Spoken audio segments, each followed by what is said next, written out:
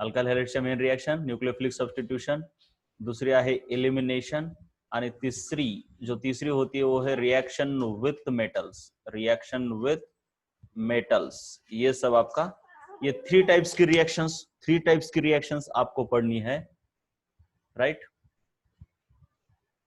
तो उसमें से हमने ये शुरू किया था। तो यहाँ पे जो भी अल्काइल हैलाइड है, यहाँ पे डेल्टा निगेटिव है, यहाँ पे डेल्टा पॉजिटिव है,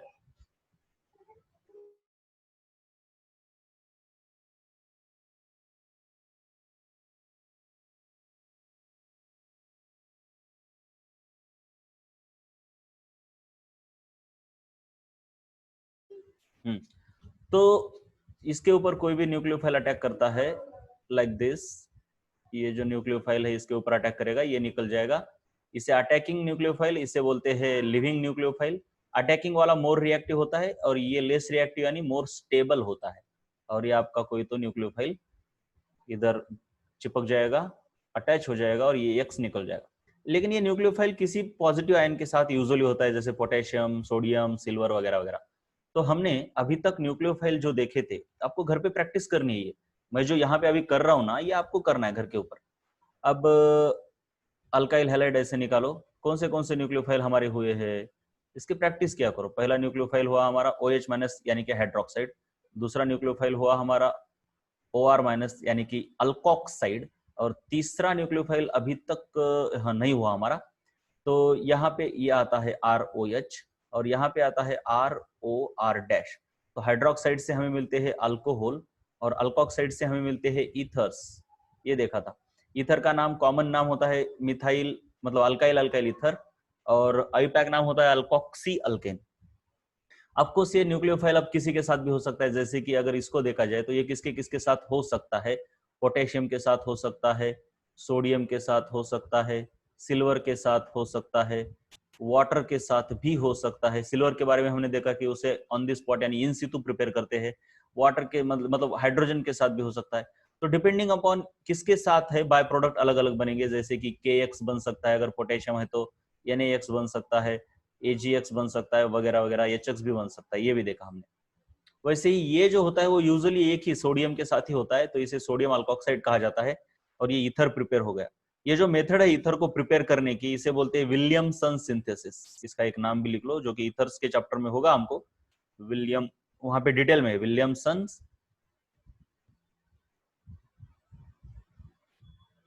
सिंथेसिस कल हमने यहां तक देखा है, राइट। ये दो ही न्यूक्लियोफाइल। अब हमको आगे चलना है, आगे वाले न्यूक्लियोफाइल्स देखने हैं, राइट। यहां तक किसी को कोई प्रॉब्लम है क्या, बोलो जरा एक बार, किसी को यहां पर कोई प्रॉब्लम है यहां तक? नो, ठीक है, बहुत ही सिंपल है, बहुत ही सिंपल है, ये कोई बहुत बड़ी बात नहीं है। इसको रटना ही बहुत ज्यादा इंपॉर्टेंट है। ये हमने कल क्लास वर्क दिया था, ये क्लास वर्क आपको करना था, जिससे कि आपकी रिएक्शन की प्रैक्टिस हो जाएगी और बहुत ही फटाफट आना चाहिए।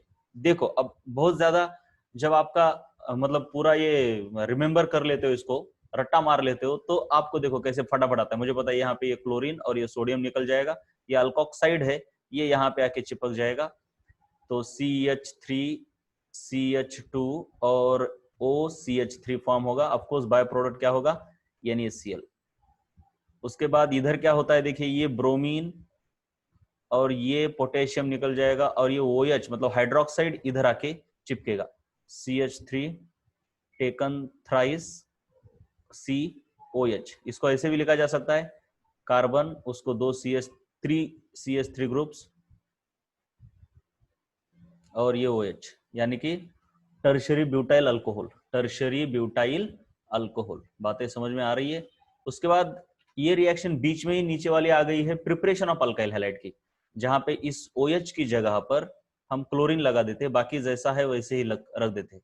ये देखो ये ऐसा, बस यहाँ पे OH है, उसकी जगह पर हम क्लोरीन लगा देंगे। अब PCl5 है इसलिए POCl3 एक बाय प्रोडक्ट है और HCl एक बाय प्रोडक्ट है।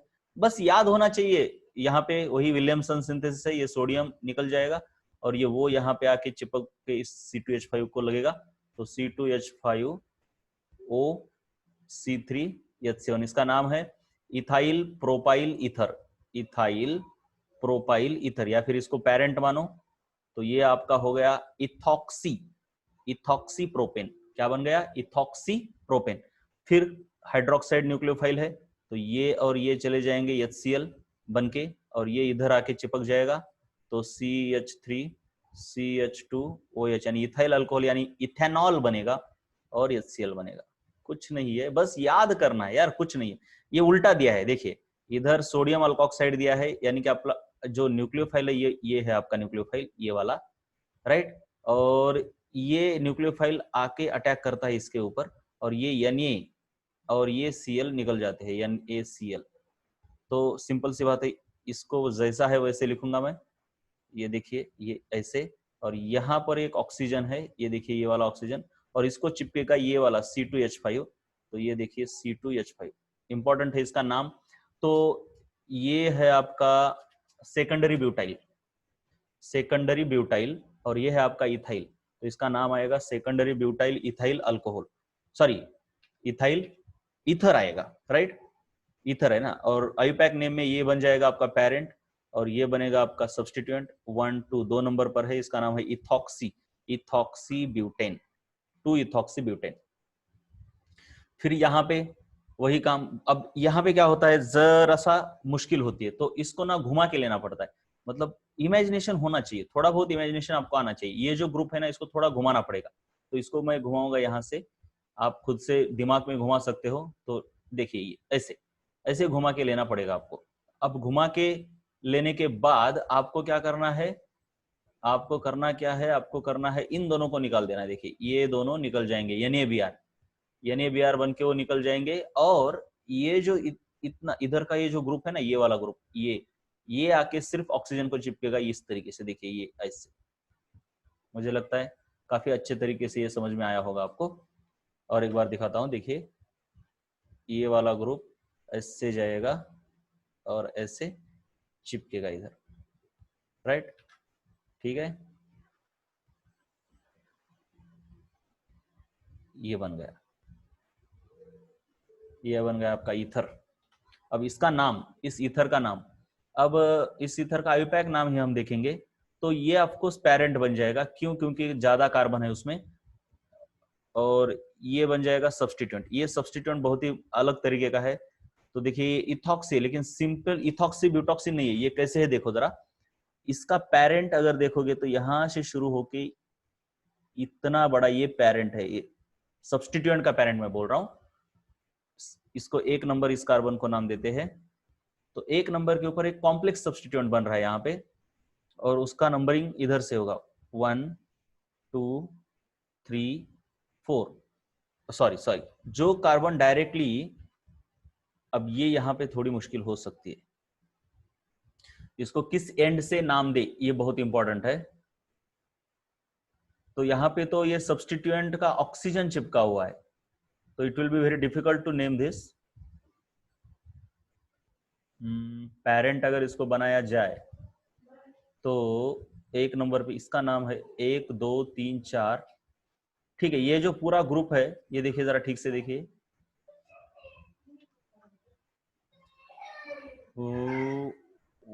1 2 3 4 ऐसा अगर दिया जाए इसको तो भी नहीं चलेगा।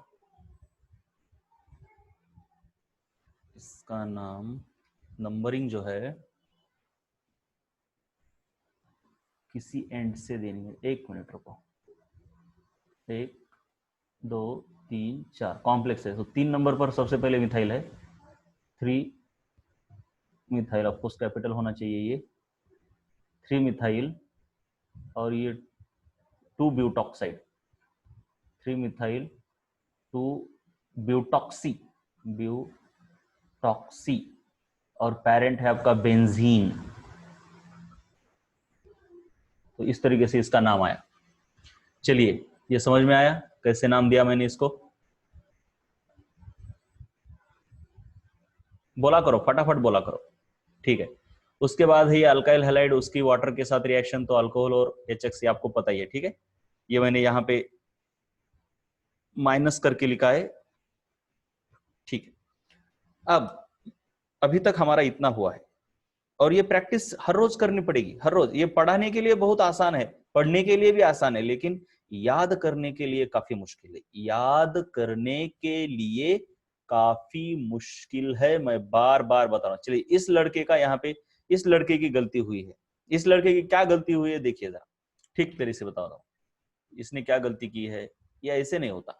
ये देखो, इसने क्या किया है ना, इसने सिंपली क्या किया है, इसको उठाया और इसको इधर चिपका दिया है, और ये ब्रोमीन को यहां से निकाल दिया। ऐसे थोड़ी होता है, समझ में आ रहा है क्या? ये गलती हो गई उसकी, इसने ऐसा प्रोडक्ट बनाया है, ऐसे थोड़ी बनेगा प्रोडक्ट। अरे ब्रोमीन जहां पर है वहां से ही चिपकेगा ना बेटा। समझ में आया इसने क्या गलती की है? और ऐसी गलती आपकी भी हो सकती है। इमेजिनेशन शुरू शुरू में करना थोड़ा मुश्किल जाता है, थोड़ा मुश्किल जाता है। इसकी गलती समझ में आई?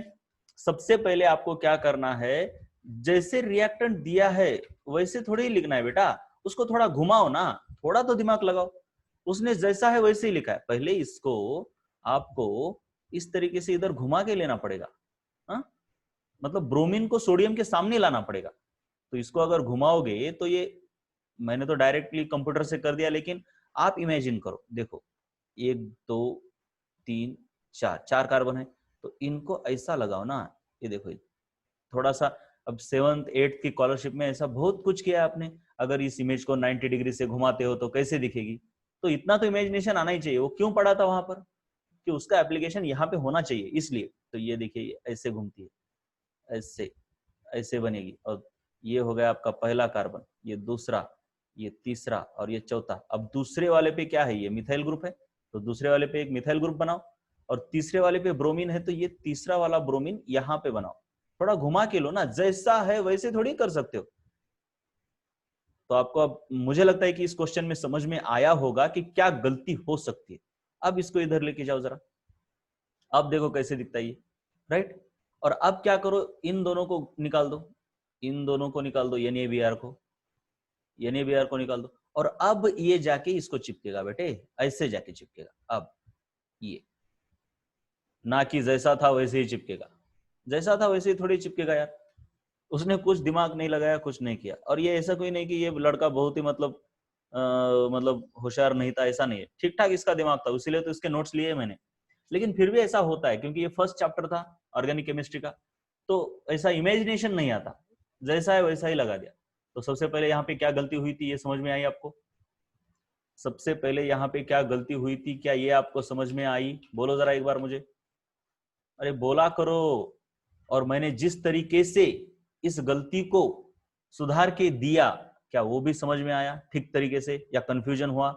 जरा बोला करो, क्लियर हुआ कि क्या गलती हुई थी, किस तरीके से इसको करना है? और ऐसी गलती मुझे बताओ, क्या आप लोगों की भी हो सकती थी क्या, या नहीं हो सकती थी? फ्रैंकली बताओ, जो भी है, आप लोगों की भी ऐसी गलती हो सकती थी? राइट, फ्रैंकली बताना बहुत इंपॉर्टेंट है, जो भी है। हाँ, तो बहुत अच्छा हुआ कि ये स्टूडेंट की नोटबुक है, ये बहुत अच्छी बात है। स्टूडेंट की नोटबुक है, ये बहुत अच्छी बात है। आपको ना उनसे मिस्टेक से समझ में आता है, राइट। तो मैं ऐसे ही रहने देता हूं। उसने क्या गलती की थी, this is wrong, this is wrong. उसने गलती की थी, उससे आप सीखो, ये बहुत इंपॉर्टेंट है आपके लिए, ये सीखना।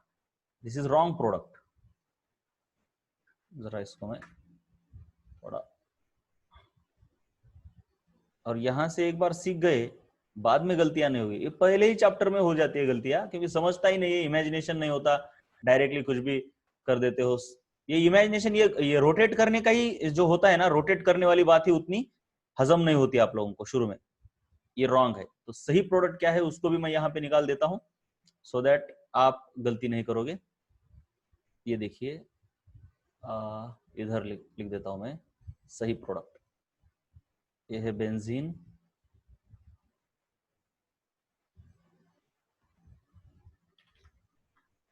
और इसको ना घुमा के लेना चाहिए, ये बहुत इंपॉर्टेंट है। इसने घुमा के नहीं लिया, ये बहुत इंपॉर्टेंट है। ये जो स्टेप है ना, इसको रोटेट करके लो, राइट।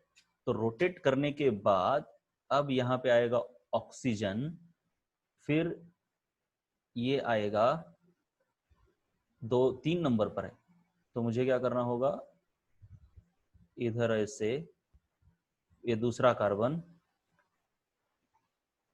भले ही ऐसे रोटेट करो या ना करो, तो इधर करने के बाद ये पहला कार्बन, ये दूसरा कार्बन, ये तीसरा कार्बन और ये चौथा कार्बन, और जो दूसरा कार्बन है उसके ऊपर एक मिथाइल ग्रुप, ये हो गया आपका सही प्रोडक्ट। ठीक है, ओके, इसको मैं सेव भी कर लेता हूं। This is correct.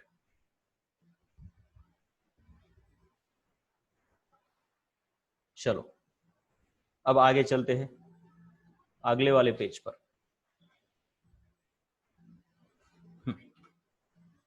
हमारा अगला न्यूक्लियोफाइल है साइनाइड, CN-। बस एक एक न्यूक्लियोफाइल है। चलिए साइनाइड के बारे में मैं कुछ बातें बता रहा हूं आपको। सबसे पहले ये देखो, ये जो साइनाइड है, आपको जो न्यूक्लियोफाइल होता है वो जरूर किसी ना किसी कैटायन के साथ होगा। तो यूजुअली साइनाइड होता है पोटेशियम के साथ। यूजुअली किसके साथ होता है? पोटेशियम के साथ। और उसका स्ट्रक्चर जरा देख लेते हैं हम। ऐसा निकाला है, तो इसने जरा गंदगी फैला दी है यहाँ पे, तो मैं थोड़ा, ये पोटेशियम और ये साइनाइड होता है। देखिए साइनाइड कार्बन के साथ ट्रिपल बॉन्ड कर दिया नाइट्रोजन ने, और पोटेशियम का एक एक्स्ट्रा इलेक्ट्रॉन इसको आके मिलता है, तो कार्बन का भी ऑक्टेट कंप्लीट हो गया अब। और पोटेशियम के ऊपर आ गया आपका प्लस चार्ज, और साइनाइड के ऊपर आया माइनस चार्ज। कार्बन और नाइट्रोजन के बीच कोवेलेंट बॉन्डिंग है, लेकिन पोटेशियम और कार्बन के बीच आयोनिक बॉन्डिंग है। समझ में आ रही है क्या? ये आयोनिक बॉन्डिंग है। समझ में आ रही है? अरे समझ में आ रही है कि नहीं? अब इसको अगर पानी में डाल दो तो याद रखो, पानी में आयोनिक बॉन्ड ब्रेक होता है लेकिन कोवेलेंट बॉन्ड ब्रेक नहीं होता। हाँ, अगर पोलर कोवेलेंट बॉन्ड है बहुत ज्यादा, जैसे कि HCl है, तो वो कुछ मात्रा में ब्रेक होता है, 100% नहीं ब्रेक होता। लेकिन आयोनिक बॉन्ड 100% ब्रेक होते हैं, उन्हीं को हम स्ट्रॉन्ग इलेक्ट्रोलाइट्स कहते हैं। तो पानी में डालने के बाद ये पोटेशियम अलग और साइनाइड न्यूक्लियोफाइल अलग, इस तरीके से पानी में ये काम होता है। समझ में आया? अरे बोलो, समझ में आया तो बोलो एक बार। राइट। अब क्या होता है, पानी के अंदर ये जो न्यूक्लियोफाइल है CN-, ये जो न्यूक्लियोफाइल है CN-, ये क्या करता है देखो जरा ठीक से, यहां के इलेक्ट्रॉन इधर खींच लेता है, और ऐसा करने पर इसके ऊपर का माइनस चार्ज चला जाएगा और इसके ऊपर माइनस चार्ज आता है। यानी ये जो साइनाइड है ना बेटा, ये साइनाइड में निगेटिव चार्ज कार्बन के ऊपर भी होता है और नाइट्रोजन के ऊपर भी होता है। तो ऐसा न्यूक्लियोफाइल जहां पर दोनों के ऊपर, इसने एक तो गलत कर दिया है, ये रेजोनेंस स्ट्रक्चर है, ये दोनों एक दूसरे के रेजोनेंस स्ट्रक्चर है, तो इस तरीके से निकालना चाहिए ऐसे। तो ये, इससे हम ये बोल सकते हैं कि कार्बन और नाइट्रोजन दोनों के ऊपर नेगेटिव चार्ज आता है थोड़ा थोड़ा, तो दिस इज एम्बीडेंटेड न्यूक्लियोफाइल कहते हैं इसको। एम्बी का मतलब दोनों, जैसे कि एम्फीबियन होता है, वैसे ही एम्बी का मतलब दोनों, दोनों के ऊपर नेगेटिव चार्ज है, दोनों के ऊपर नेगेटिव चार्ज है। अब क्या होता है देखो, अब यहाँ पे देखो क्या होता है। जनरल रिएक्शन अगर मैं बताऊं, अगर मैं जनरल रिएक्शन बताऊं, तो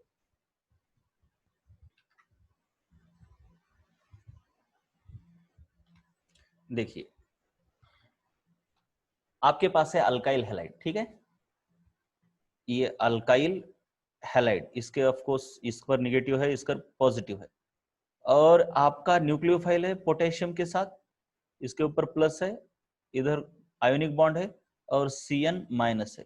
तो ये जो स्ट्रॉन्ग न्यूक्लियोफाइल है ये क्या करेगा, यहां से इसके ऊपर अटैक करेगा, लेकिन ये निकल जाएगा। ये किसके साथ निकल जाएगा, ये देखिए पोटेशियम के साथ निकल गया।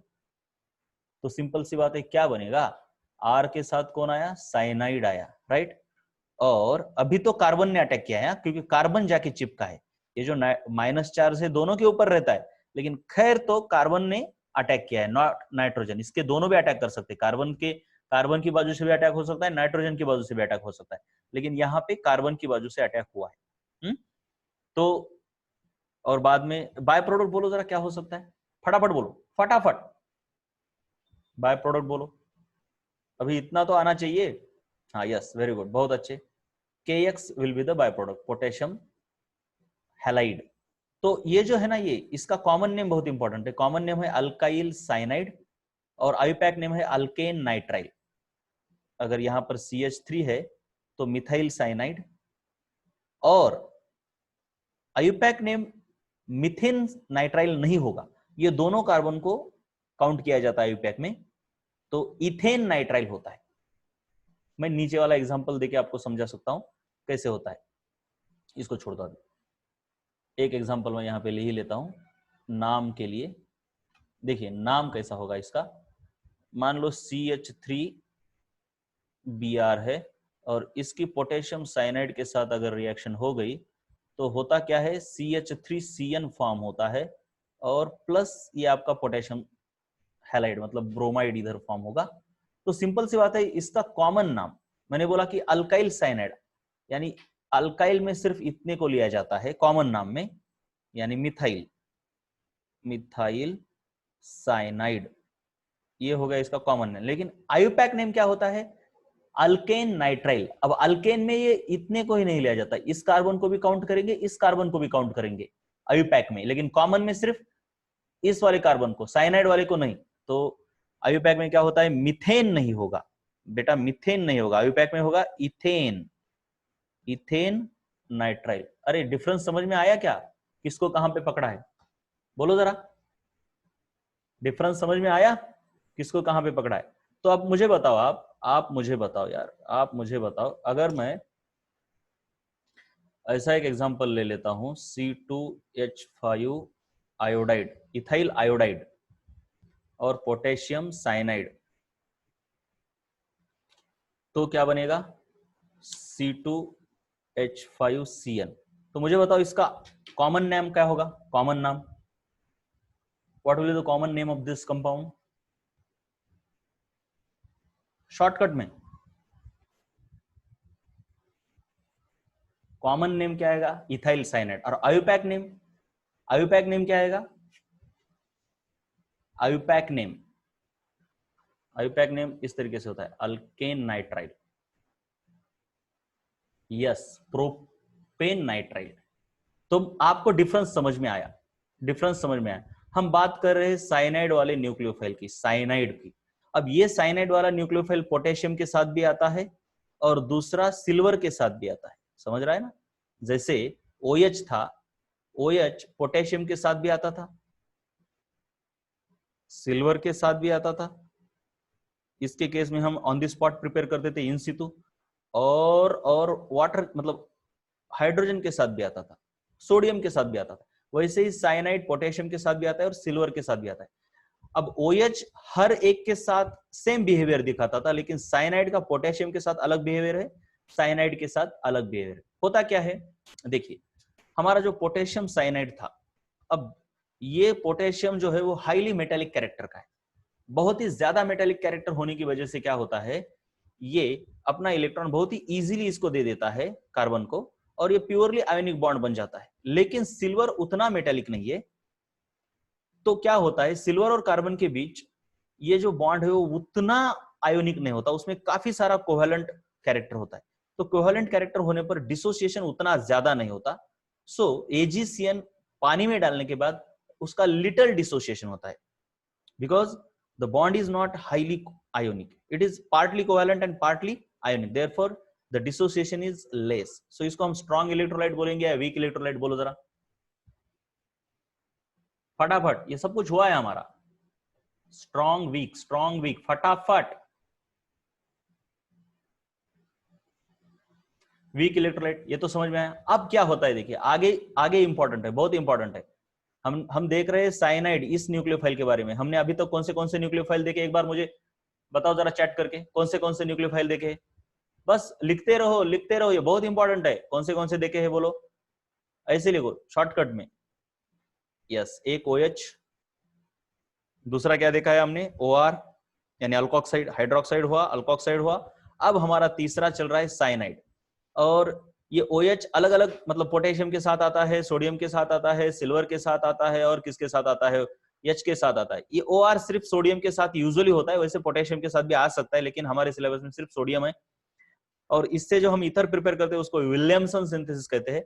अब जो साइनाइड है, साइनाइड क्या करेगा, साइनाइड आता है एक तो पोटेशियम के साथ in the form of KCN, silver potassium cyanide, और दूसरा है सिल्वर के साथ यानी सिल्वर साइनाइड। अब ये जो केसीएन है उसके बीच देखिए, केसीएन के बीच ऐसे बॉन्ड है। अब कार्बन और नाइट्रोजन के बीच जो बॉन्ड है वो तो कोवेलेंट है, वो कभी टूटेगा नहीं, लेकिन पोटेशियम ये बीच ये वाला बॉन्ड हाईली आयोनिक है, लेकिन सिल्वर और कार्बन के बीच का जो बॉन्ड है वो उतना आयोनिक नहीं है, पार्टली कोवेलेंट पार्टली आयोनिक है।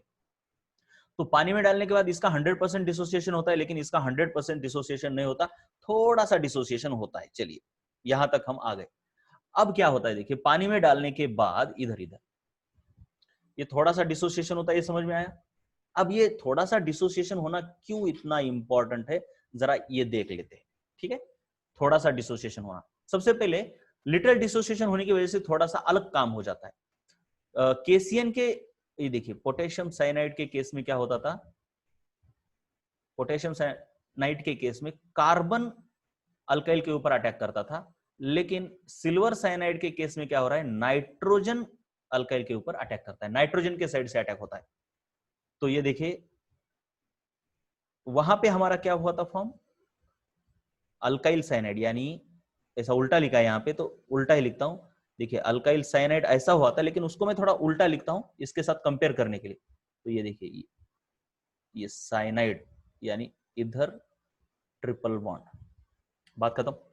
लेकिन यहां पे जरा देखो क्या हो रहा है फॉर्म, जरा डिफरेंस समझ में आ रहा है क्या। पोटेशियम के केस में अल्काइल ग्रुप से मतलब कार्बन के साथ बॉन्ड कार्बन का हो रहा था, लेकिन यहां पे अल्काइल ग्रुप के साथ नाइट्रोजन का बॉन्ड हो रहा है। इसे बोलते हैं साइनाइड, इसे बोलते हैं आइसोसाइनाइड। क्या बोलते हैं, आइसोसाइनाइड, अल्काइल आइसोसाइनाइड वो थे अल्काइल साइनाइड, या फिर अल्केन आइसोनाइट्राइल वो थे अल्केन नाइट्राइल्स। और ये तो सिल्वर हैलाइड, इसको छोड़ दो, इसको आरएनसी भी लिखते हैं, वो आइसोसाइनाइड होता है। और पोटेशियम के साथ आरसीएन फॉर्म होता था, इसे साइनाइड बोलते हैं, साइनाइड आइसोसाइनाइड, साइनाइड आइसोसाइनाइड। सबसे पहले डिफरेंस समझ में आया, साइनाइड के साथ क्या होता है और मतलब पोटेशियम के साथ क्या होता है, और सिल्वर के साथ क्या होता है। और देखिए पूरी की पूरी चीजें मैं बहुत डिटेल में बताता हूँ पढ़ाते वक्त यार, बहुत डिटेल में, बहुत डिटेल में, लेकिन बाद में आप भूल जाते हो, क्या करूं मैं, तब बुरा लगता है मुझे, बहुत बुरा लगता है, बहुत बुरा लगता है, बहुत बुरा। चलो लेकिन क्या करूं, अब आप भी हर बैच की तरह आप भी अगर भूल गए तो मैं क्या कर सकता हूं, मुझे तो बस अपना काम है बताऊं। अब हमें देखना यह है कि भैया पोटेशियम के साथ साइनाइड अलग क्यों बिहेव करता है और सिल्वर के साथ साइनाइड अलग क्यों बिहेव करता है, क्यों बिहेव करता है। सबसे पहले देखो, in case of KCN ionic bond है, बहुत ही आयोनिक बॉन्ड है, वो पूरी की पूरी तरह सॉल्यूशन में डिसोसिएट होता है, इसलिए both carbon and nitrogen have lone pair. चलिए मैं ऐसे ही बता देता हूं,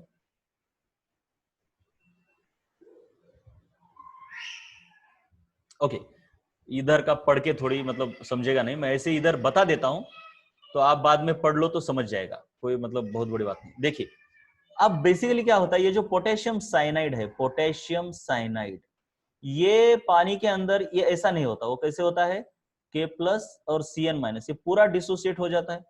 तो इस केस में क्या होता है, इसकी अगर बॉन्डिंग देखोगे तो C ट्रिपल बॉन्ड N, इसकी बॉन्डिंग देखो तो इसके ऊपर एक लोन पेयर है।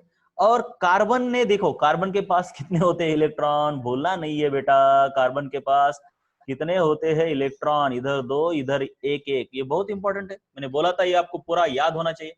इसका एक्साइटेशन होने के बाद ऐसे होता है, फिर कार्बन 4 बॉन्ड बनाता है, लेकिन यहाँ पे 3 बॉन्ड बनाए, मतलब ये इलेक्ट्रॉन चला गया नाइट्रोजन के साथ, ये भी चला गया नाइट्रोजन के साथ, ये भी चला गया नाइट्रोजन के साथ, तो इसके ऊपर एक इलेक्ट्रॉन बचा। और फिर पोटेशियम ने भी खुद का एक इलेक्ट्रॉन कार्बन को दिया है आयोनिक बॉन्ड बनाने के लिए, तो कार्बन के ऊपर और एक इलेक्ट्रॉन आया। अरे बात समझ में आई क्या, और एक माइनस चार्ज भी आया क्योंकि दूसरे का इलेक्ट्रॉन चुरा लिया है। समझ में आई क्या बात, कार्बन के ऊपर लोन पेयर है, कार्बन के ऊपर भी लोन पेयर है। देखिए chemical bonding chapter, periodic table chapter, अरे इनसे जितना प्यार करो उतना कम। Chemical bonding, general organic chemistry, कितना भी प्यार करो इनसे कम ही है, इतने खूबसूरत ये चैप्टर है। कुछ चीजें इतनी खूबसूरत होती है कि उनके ऊपर कितना भी प्यार करो कम है, लेकिन क्या करे, लोग करते ही नहीं उनसे प्यार। जिनको समझता है वो लोग करेंगे प्यार, उनको आएगा भी, उनको सक्सेस मिलेगा भी। बार बार बताता हूं मैं, बार बार बताता हूं, general organic chemistry, chemical bonding, periodic table, some basic concepts of chemistry, इनको कभी नहीं भूलना है। लेकिन भूल जाते हो, कितनी बार भी बताओ, गला फाड़ फाड़ के बताता हूं, कितने सालों से एक ही मेरी जुबान से इतने वर्ड्स निकलते हैं भैया, SBCC, periodic table, chemical bonding, general organic chemistry, ये 4 चैप्टर अगर आपके हैंड है तो बाकी कुछ पढ़ाने की जरूरत ही नहीं है। उनको भूल जाएंगे और ऑर्गेनिक केमिस्ट्री करेंगे और बोलेंगे सर ये समझ में नहीं आ रहा, आप क्या पढ़ा रहे हो, ये किसके ऊपर लोन पेयर है, क्या है, कहां से आई ये लोन पेयर। अरे कैसे समझेगी, बॉन्डिंग तो क्लियर होनी चाहिए ना बेटा।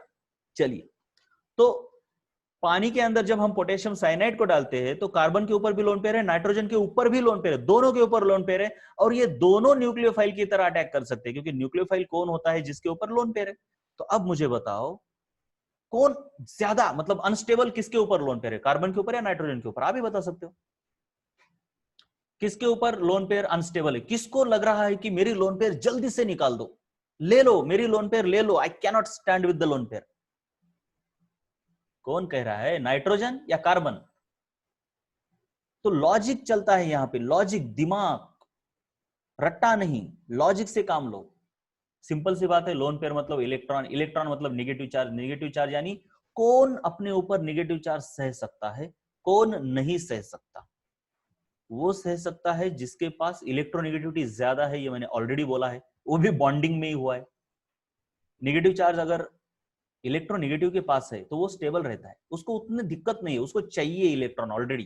तो इस नाइट्रोजन को ऑलरेडी इलेक्ट्रॉन चाहिए, उसके न्यूक्लियस के अंदर दम है कि वो इलेक्ट्रॉन को अपने पास खींचे रख सकता है। लेकिन कार्बन की इलेक्ट्रोनेगेटिविटी उतनी ज्यादा नहीं है, वो खुद के पास इलेक्ट्रॉन नहीं रख सकता, उसको चाहिए कि कोई आए और उसका नेगेटिव चार्ज उतार ले, इट कैनॉट बियर। लेकिन ऑक्सीजन, यस, उसके ऊपर नेगेटिव चार्ज रह सकता है क्योंकि वो खुद इलेक्ट्रोनेगेटिव है। फ्लोरीन नेगेटिव चार्ज को संभाल सकता है क्योंकि खुद इलेक्ट्रोनेगेटिव, इलेक्ट्रोनेगेटिव मतलब उसको इलेक्ट्रॉन चाहिए होते हैं।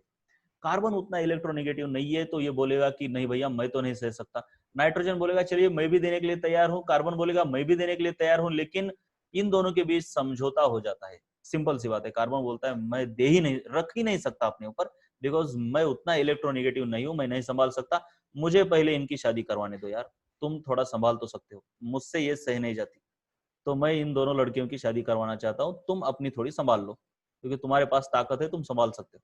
तो ये इसको दे सकता है और ये इधर चला जाएगा। तो कार्बन नाइट्रोजन दोनों के ऊपर लोन पेयर है, लेकिन उनमें से कार्बन ही क्यों अटैक करता है पोटेशियम साइनाइड के केस में, समझ में आया?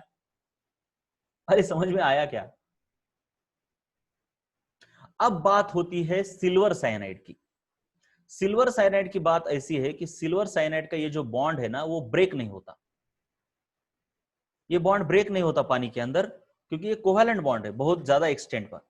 तो अब लोन पेयर सिर्फ इसके ऊपर है। पोटेशियम साइनाइड के बारे में क्या था, ये बॉन्ड ब्रेक होकर इसके ऊपर भी एक लोन पेयर आ रही थी कार्बन के ऊपर, लेकिन अब सिल्वर साइनाइड में कार्बन के ऊपर लोन पेयर है क्या? नहीं है। तो कौन अटैक कर सकता है, न्यूक्लियोफाइल की तरह कौन बिहेव करेगा? कार्बन को तो चांस ही नहीं है, तो सिर्फ नाइट्रोजन ही बिहेव कर सकता है। तो नाइट्रोजन बिहेव करने के बाद आइसोसाइनाइड फॉर्म होगा, देखिए इस तरीके से आइसोसाइनाइड, उसकी बॉन्डिंग में बताऊंगा, पहले देख लो ये ऐसे। तो समझ में आया सिल्वर के केस में नाइट्रोजन क्यों अटैक करता है, और पोटेशियम के केस में, सिल्वर के केस में नाइट्रोजन क्यों अटैक करता है और पोटेशियम के केस में कार्बन क्यों अटैक करता है, ये समझ में आया? अरे बोलो रे, समझ में आया ना? हाँ, बहुत अच्छे तरीके से मैंने बताया तो है, लेकिन अब आपके ऊपर है याद रखना ना रखना। तो साइनाइड का स्ट्रक्चर ऐसे होता है बेटा, ये है कार्बन यानी अल्काइल ग्रुप, ये है कार्बन, ये है नाइट्रोजन, इसके साथ 3 बॉन्ड बना लिए, नाइट्रोजन का तो ऑक्टेट कंप्लीट हो गया, कार्बन का नहीं है तो इसके साथ बॉन्ड बनाएगा, काम खत्म। अब आइसोसाइनाइड देखते हैं जरा। आइसोसाइनाइड के केस में क्या होता है देखो, इसके साथ एक बॉन्ड इसने बना लिया, मतलब इसके ऊपर जो लोन पेयर थी ना, वही लोन पेयर इसने दी थी, देखो इधर ये सिल्वर साइनाइड, ये लोन पेयर थी, तो उसने वो अल्काइल ग्रुप को दी थी ना इसे, ये यहां से तो कोऑर्डिनेट बॉन्ड बनाया था, तो ये लोन पेयर नाइट्रोजन ने कार्बन को दी है, इस कार्बन को, और इनके बीच तो ट्रिपल बॉन्ड है ही। बस हुआ क्या है, ये वाला बॉन्ड ब्रेक हो गया, इस तरीके से बॉन्ड ब्रेक हो गया, राइट? और ये सिल्वर और ये एक्स एक साथ आ गए, और कार्बन के ऊपर अब अगर देखोगे तो क्या है, एक लोन पेयर है, क्यों लोन पेयर है? क्योंकि इस बॉन्ड के अंदर के दोनों इलेक्ट्रॉन इसने चुरा लिए ना।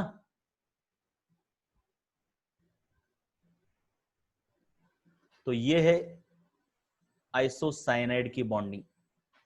समझ में आई? आइसोसाइनाइड की बॉन्डिंग, और कार्बन के ऊपर लोन पेयर है, ये भी भूलना नहीं है। कार्बन के ऊपर लोन पेयर। यूजुअली क्या करते हैं, इसको ऐसा दिखाते हैं, देखिए यूजुअली मतलब क्या करते हैं, ऐसा नहीं समझता, लगता है कि अरे यार कार्बन के ऊपर कहां से बॉन्ड आ गए, तो बेसिकली ऐसा समझते हैं, आसान जाएगा। ये जो अल्काइल ग्रुप है और नाइट्रोजन, इनके बीच एक सिंपल सा बॉन्ड होता है, और नाइट्रोजन और कार्बन के बीच ये दो बॉन्ड हो जाएंगे। अब कार्बन के, नाइट्रोजन के पास तो 3 ही अनपेयर्ड है, खत्म हो गए। क्या बात कर रहा हूं मैं, भूलना नहीं। इस कार्बन के पास 4 अनपेयर्ड है, नाइट्रोजन के पास 3 अनपेयर्ड और एक लोन पेयर होती है। क्यों? अब 3 अनपेयर्ड से इसने 3 बॉन्ड नाइट्रोजन ने बना लिए, लेकिन कार्बन को और 2 इलेक्ट्रॉन चाहिए ना, तो इसके ऊपर ये जो लोन पेयर है, वो लोन पेयर इसने इसको दे दी, ऐसा समझा जाता है। मतलब आपको समझ में आएगा कि क्यों लोन पेयर आई कार्बन के ऊपर। तो ये एक कोऑर्डिनेट बॉन्ड हो गया। कार्बन के पास अब क्या बचा, बोलो जरा, दिमाग लगा के बताओ।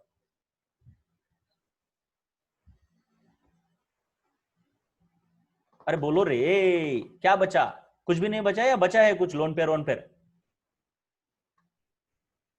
क्या बचा फिर?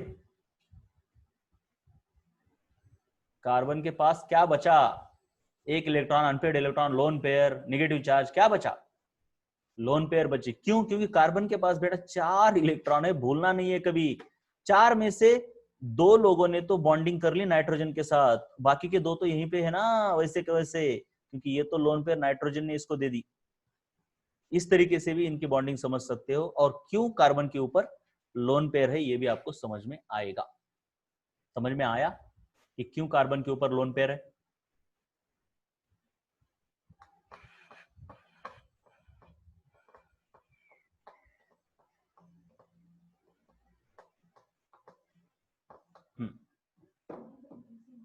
और चार्जिंग के बारे में भी हम, चार्जिंग के बारे में बता सकते हैं, चार्ज कैसे कैसे, इसके ऊपर प्लस और इसके ऊपर माइनस, फॉर्मल चार्ज आएगा। हम यहां से भी ये पता कर सकते हैं कि वो चार्ज कैसे आया। अरे सब एक दूसरे से जुड़े हुए कंसेप्ट है, कुछ भी अलग नहीं होता। यहां से भी बता सकते हैं कैसे, देखो ये सिल्वर, ये साइनाइड प्लस ये अल्काइल हैलाइड, तो क्या हुआ देखिए, ये देखिए यहां से इलेक्ट्रॉन इधर आए, मतलब कार्बन के ऊपर निगेटिव चार्ज आना चाहिए, इसने लोन पेयर इसको दे दी, यानी इसके ऊपर एक प्लस चार्ज आएगा, और इसको देखिए इसने इसकी चुराई, इसने चुराई मतलब इसके ऊपर प्लस आया, लेकिन यहां से मिली इसलिए माइनस आया, तो ये माइनस प्लस खत्म हो गए, जीरो चार्ज हो गया, मतलब अल्काइल के ऊपर जीरो चार्ज हो गया, एक तरफ से इलेक्ट्रॉन चुराए गए, एक तरफ से मिल गए। नाइट्रोजन के ऊपर प्लस चार्ज आएगा क्योंकि उसके इलेक्ट्रॉन की चोरी हुई है, कार्बन के ऊपर माइनस चार्ज आएगा क्योंकि उसको इलेक्ट्रॉन मिले हैं। तो ये आर एन सी, इसके ऊपर फॉर्मल चार्ज प्लस रहता है, इसके ऊपर माइनस रहता है। ओवरऑल साइनाइड के ऊपर जीरो चार्ज है। चार्ज समझ में आए? कहां से कहां पर चार्जेस चले गए? अरे चार्जेस समझ में आए क्या? क्यों प्लस है नाइट्रोजन के ऊपर, क्यों कार्बन के ऊपर माइनस है, और ओवरऑल जीरो है, ओवरऑल जीरो है बेटा। अरे बोलो, बाकी लोग क्या कर रहे हो? बाकी लोग क्या कर रहे हो? तो सिंपल सी बात है,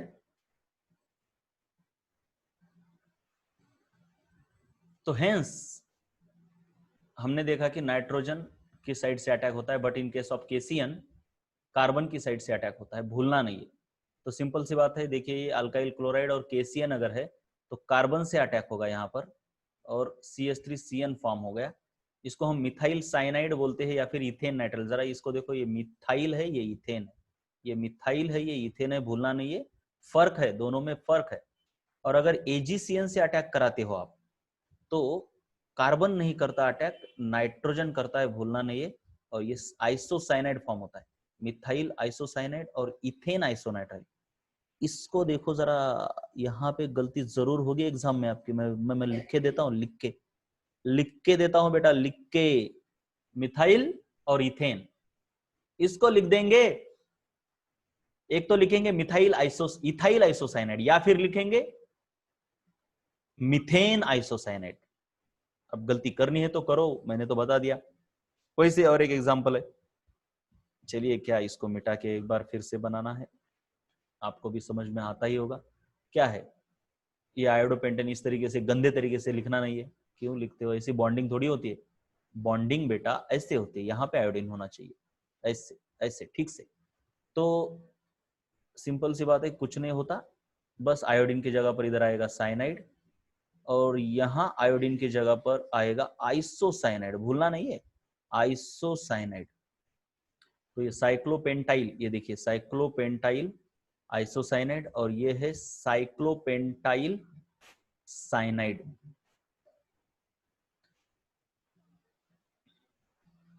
और मैंने ये बताया है स्पेशल नाम होते हैं जो कि रिंग के बाहर होते हैं, उनके लिए स्पेशल मैंने लिखवा के लिया है, इसको बोलते हैं कार्बोनाइट्राइल। क्या बोलते हैं? कार्बोनाइट्राइल। तो साइक्लोपेंटेन कार्बोनाइट्राइल, और ये साइक्लोपेंटेल आइसोकार्बोनाइट्राइल, ये भी मैंने स्पेशल जो रिंग के बाहर होते हैं उनके लिए एक स्पेशल सफिक्स लिखवा के दिया है आईयूपैक नॉमेनक्लेचर में। याद है तो देख लो, मैंने वीडियो भी बनवाए थे उनके ऊपर। तो आज हमारा न्यूक्लियोफाइल कौन सा हुआ है? एक ही न्यूक्लियोफाइल हुआ है, उसके बारे में काफी सारी जानकारी आपको मैंने दी है, वो है CN-। अभी तक हमारे 3 न्यूक्लियोफाइल हुए, OH-, OR-, CN-। ये सभी अल्काइल हैलाइड के साथ रिएक्ट करते हैं, ये सभी अल्काइल हैलाइड के साथ रिएक्ट करते हैं इस तरीके से। ये OH-, OR-, CN-। ये अलग अलग फॉर्म में भी आते हैं। तो इससे अल्कोहल बनता है, इससे ईथर बनता है, लेकिन इससे 2 चीजें होती है। अगर ये पोटेशियम के साथ आता है तो अलग बनता है, सिल्वर के साथ आता है तो अलग बनता है। पोटेशियम के साथ साइनाइड बनते हैं और सिल्वर के साथ आइसोसाइनाइड बनते हैं, इसको भूलना नहीं है, बहुत इंपॉर्टेंट है। तो क्लियर है तीनों के तीनों न्यूक्लियोफाइल अब तक जितने हुए हैं हमारे, उनकी रिएक्शंस क्लियर है क्या? अरे बोलो फटाफट। तो कल हमारा न्यूक्लियोफाइल होगा NO2 यानी कि नाइट्रो, उसके बारे में हम कल देखेंगे। Okay, bye bye. चलो लिखो अभी, इसको लिख लो, लिखने के लिए टाइम है अभी। देखिए आपको क्या करना है, पहले ये वाला पेज लिखना है, यहां से शुरू होता है हमारा।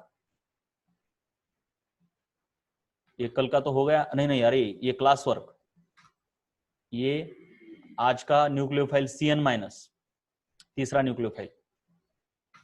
उसके बाद ये नाइट्रो न्यूक्लियोफाइल कल से है हमारा, अभी नहीं, कल हम इसको पढ़ेंगे।